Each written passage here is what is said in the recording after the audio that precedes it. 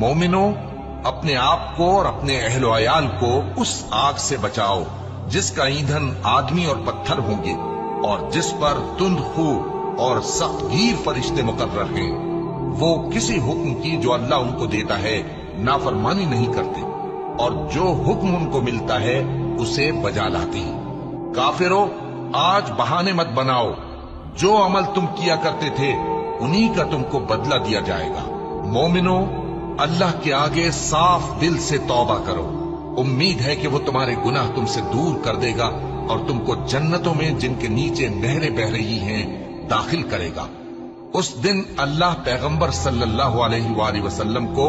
اور ان لوگوں کو جو ان کے ساتھ ایمان لائے ہیں رسوا نہیں کرے گا،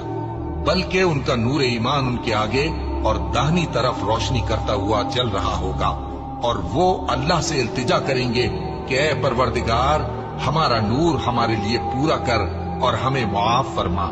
بے شک اللہ ہر چیز پر قادر ہے۔